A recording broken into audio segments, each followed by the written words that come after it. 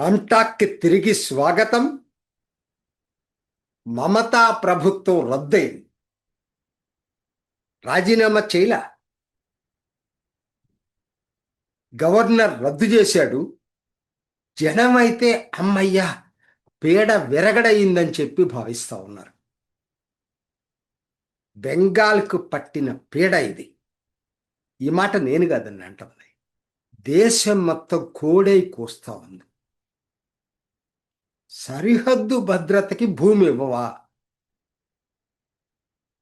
మహిళలకి రక్షణ లేకపోగా ఎవరైతే దుర్మార్గాలు చేశారో వాళ్ళకి రక్షణ కల్పిస్తావా?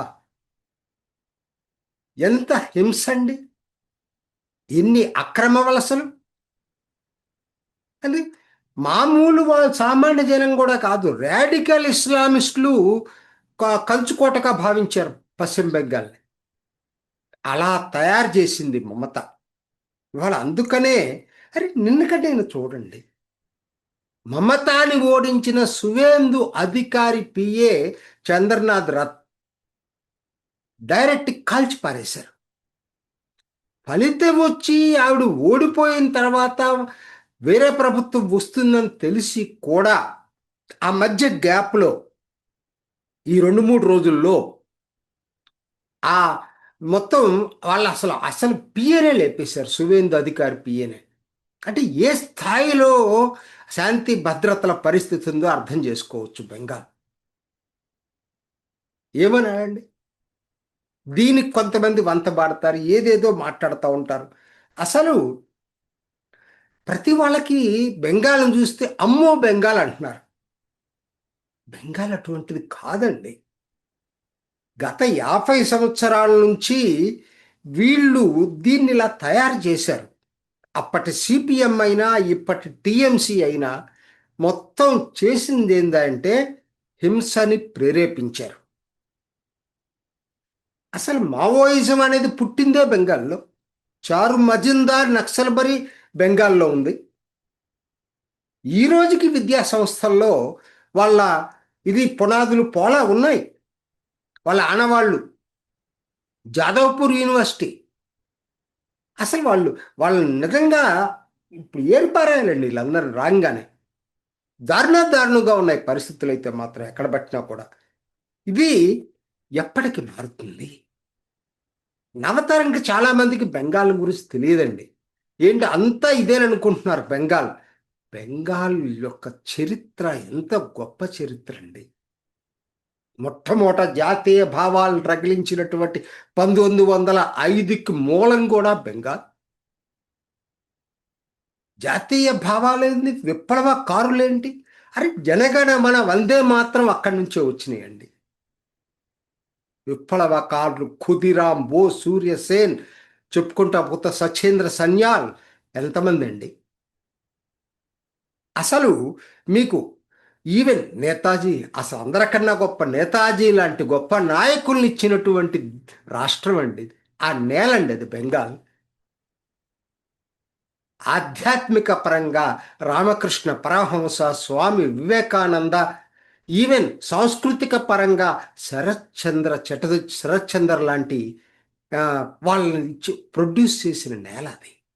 ఎందుకంటే శరత్చంద్ర సాహిత్యం తెలుగులో మా టైంలో చదవని వాళ్ళం ఎవరం లేదు. తెలుగులో అనువాదం ఒక భాష, వేరే మాతృభాష సంబంధించిన అన్ని అనువాదాలు ఇంక ఏ భాషకు జరగలేదు. మన పక్కనున్న తమిళ్కో ఇంకోరు జరగల. బెంగాల్ నుంచి వచ్చింది శరత్చంద్ర సాహిత్యం. ఒక్కటి కాదండి, అలా చెప్పుకుంటూ పోతే రవీంద్రనాథ్ ఠాగూర్, ఈశ్వరచంద్ర, విద్యాసాగర్ ఒక్కరు కాదు. దేశ వ్యవస్థ ఎట్లా ఉండేదండి?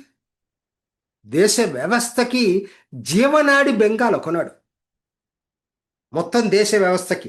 అటువంటి బెంగాల్ ఇవాళ ఈ స్థితికి వచ్చిందంటే బాధేస్తుంది మాలాంటి వాళ్ళకి, ఓ పాత తరం వాళ్ళకి. నిజంగా ఇవాళ అందుకనే మమతా ప్రభుత్వం నిజంగా రాజీనామా చేయకుండా డిస్మిస్ చేయటమే కరెక్ట్. ఆవిడ అనుకోకుండా ఆవిడ తీసుకున్న స్టాండు ప్రజలకు నచ్చింది. ఎందుకంటే ఆ ప్రభుత్వాలు రద్దు చేయాలి, మామూలుగా వెళ్ళకూడదు. అంటే ఇది ఆవేశంతో మాట్లాడుతుంది కాదు, ఆవేదనతోటి మాట్లాడుతుంది.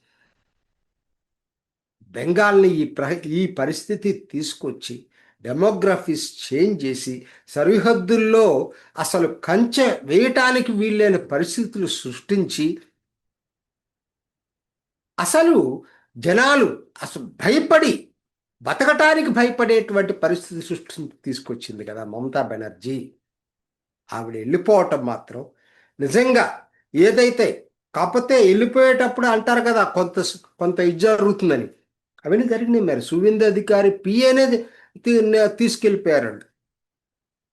ఇప్పుడు చేయాల్సింది ఇప్పటికైనా మంచి రోజులు వస్తాయని ఆశిద్దామండి.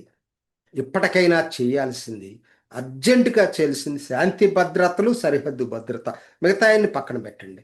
మూడోది చట్టంపై గౌరవం, అక్రమ వలసల నిరోధం, మహిళలకు రక్షణ, ప్రజలకి ఏం కల్పిస్తారో తర్వాత సంగతి. ఇవి ఇప్పుడు టాప్ ప్రయారిటీగా ఈ ప్రభుత్వం చేయాలి. కొత్త ప్రభుత్వం రేపు ఏర్పాటు కాబోతుంది. మోడీ స్వయంగా ప్రమాణ స్వీకారానికి అటెండ్ అవుతున్నాడు. ఇది నా దృష్టిలో ఇటీవల కాలంలో 2014లో మోడీ ఎట్లయితే కేంద్రంలో అధికారంలోకి వచ్చాడో ఆ తర్వాత అతిపెద్ద గేమ్ చేంజర్ బెంగాల్ దివాళ.